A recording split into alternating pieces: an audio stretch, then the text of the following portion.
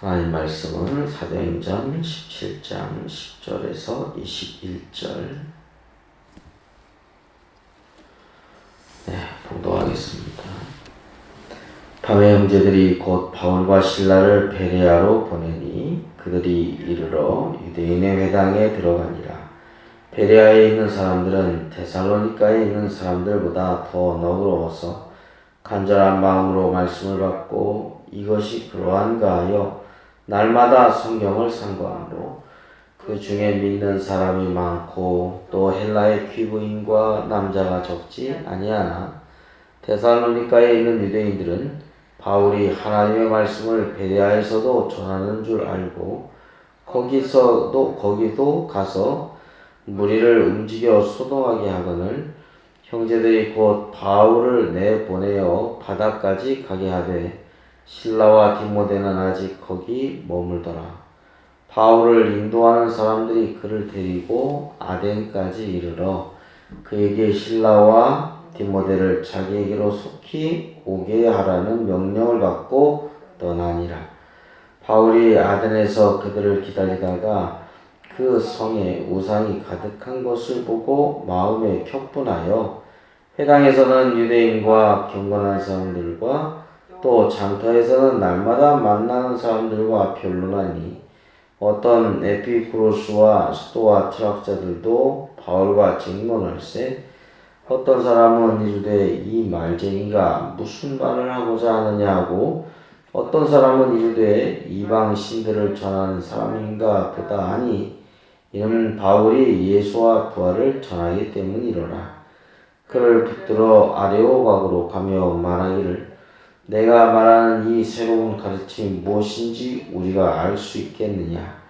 내가 어떤 이상한 것을 우리 귀에 들려주니 그 무슨 뜻인지 알고자 하노라 하니 모든 아덴 사람과 거기서 나그네 된 외국인들이 가장 새로운 것을 말하고 듣는 것 이외에는 달리 시간을 쓰지 않음이로라.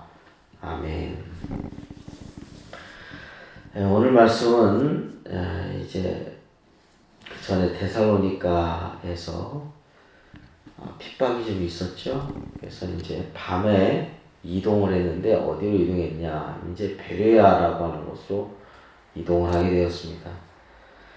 항상 습관을 쫓아 관례대로 이제 유대인 회당에 들어갔겠죠. 그곳에서 베레아 사람들이 이제 예수의 복음을 듣게 되었습니다. 근데 간절한 마음으로 11절 말씀 보니까 간절한 마음으로 말씀을 받고 이것이 그러한가 하여 날마다 성경을 상고했다고 했습니다.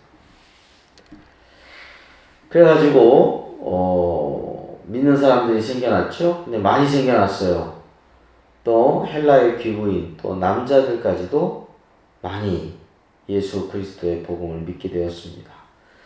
항상 이방인들이 주님을 영접하고 또 유대인들은 반면에 또 시기하고 선동하고 소동 일으키고 항상 그렇게 하죠. 자, 그래서 이제 바울이 어디로 가냐면 이제 아덴으로 가게 됩니다. 아덴으로 갔더니 거기에는 뭐 별별 우상이 많고 그런 거예요. 그래서 마음에 분노가 일어나죠. 격분이 일어납니다. 그리고 거기 보면 또 철학자들도 많았죠. 에피쿠로스 또 스토아 철학자 18절에 보면 에피쿠로스는 정신적인 어떤 그 평정을 통한 행복을 추구하는 그런 철학자들이죠.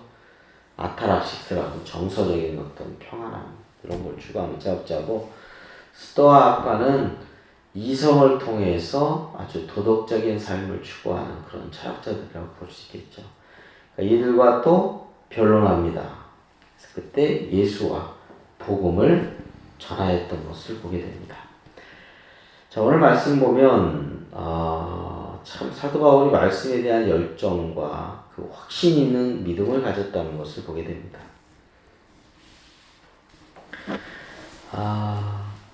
그렇기 때문에 이 아테네에서의 그 우상을 보고 격분이 일어나고 확신 있게 예수와 복음을 증거했던 것을 볼 수가 있겠죠.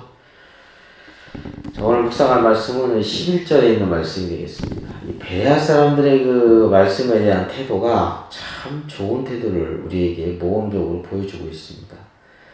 베레아 사람은 어떤 사람이냐면 간절한 마음으로 말씀을 받고 이것이 그러한가 하여 날마다 성경을 상고했다고 했죠.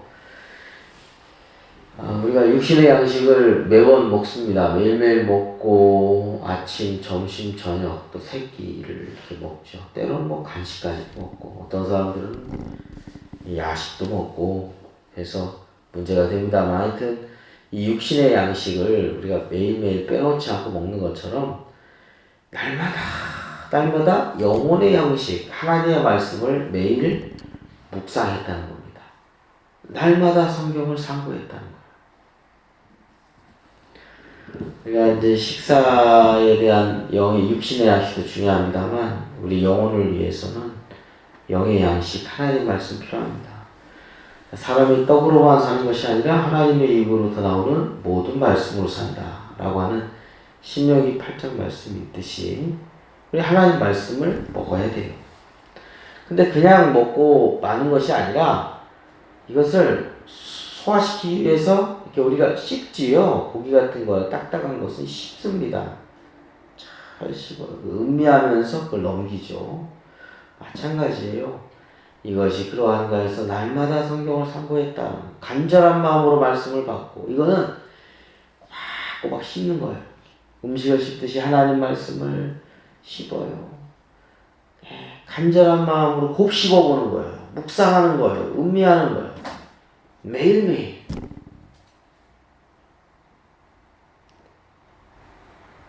그리고 이것이 그러한가 한다는 얘기는 확신을 갖는 믿음을 추구했다는 거죠.